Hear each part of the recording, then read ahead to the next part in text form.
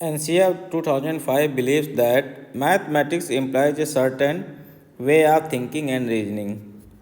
NCF 2005 मानता है कि गणित में सोचने एवं तर्क का एक निश्चित सिद्धांत है। सोचने एवं तर्क का।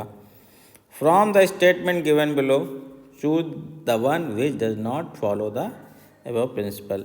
नीचे दिए गए कथनों में से वह कथन चुनिए जो उपरोक्त सिद्धांत का पालन नहीं करता है। तो NCF 2005 जो है राष्ट्रीय पाठचर्या रूपरेखा 2005 इस बात पर जोर देता है कि गणित केवल सूत्रों को याद करना या यांत्रिक संचालन के बारे में नहीं है, बल्कि सोचने एवं तर्क का तरीका विकसित करने के बारे में यही बात यहाँ पे कही गई है। ठीक है, यह छात्रों को अंतर्निहित अवधारणाओं को समझने, गणितीय विचारों का पता लगाने, समस्याओं को हल करने और विभिन्न संदर्भों में अपने तर्क कौशल को लागू करने के लिए प्रोत्साहित करता है। तो इसमें देखना है दिए गए ऑप्शन में से कौन इसका पालन नहीं करता है। तो चलो ऑप्शन बाय ऑप्शन देखते हैं। पहला है the method of teaching it, उसे पढ़ाने की विधि। तो पढ़ाने की विधि अगर हम बात करें तो यह बताता है कि गणित कैसे पढ़ाया जाता है। समझ, तर्क, आलोचना, आलोचनात्मक सोच और अन्वेषण को बढ़ावा देने वाली शिक्षण विधियाँ NCF 2005 के लिए मेन पार्ट हैं। प्रभावी शिक्षण प्रणालियाँ जो होती हैं छात्रों को गणितीय अवधारणाओं के पीछे के कारणों को समझाने और तार्किक शक्ति बढ़ावा देने के लिए प्रोत्साहित करती हैं। तो ये पालन करता है NCF 2005 का। तो ये गलत नहीं है। दूसरा देखते हैं। दूसरा है giving student the prescribed formula to solve numerical problems, आंकिक प्रश्नों को हल करने के लिए विद्यार्थियों को निर्धारित सूत्र बताना। तो ये यहाँ पे देखिए ये पालन नहीं करेगा। क्यों नहीं करता है सूत्र बताना?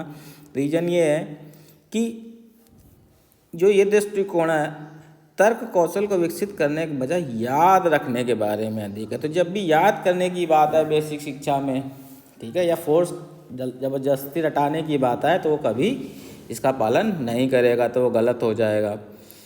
केवल सूत्र प्रदान करके छात्र उनके पीछे के तर्क या तर्क को समझे बिना उन्हें लागू नहीं कर सकते।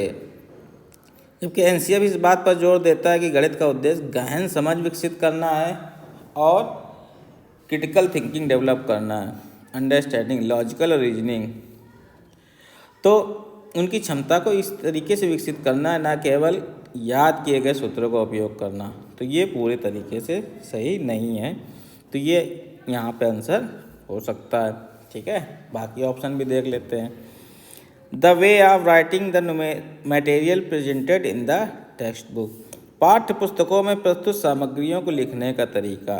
तो देखिए यहाँ पे अगर देखा जाए तो यहाँ पे ये बताता है कि पाठ्य पुस्तकों को कैसे डिजाइन किया जाता है और सामग्री को कैसे प्रस्तुत किया जाता है। अगर पाठ्य पुस्तकों को इस तरीके से लिखा जाता है कि छात्रों को आलोचनात्मक रूप से सोचने, अवधारणाओं को पता लगाने और उनके तर्क कौशल को विकसित करने के लिए प्रोत्साहित किया जाता है, तो यह NCF के साथ अलाइन हो जाएगा। ठीक है ना, तो ये भी इसका पार्ट हो जाएगा, गलत नहीं है, सही है। चौथा है the activities and exercise chosen for the class, ये तो बेस्ट पार्ट होता है। कक्षा के लिए चुने गए क्रियाकलाप एवं अभ्यास।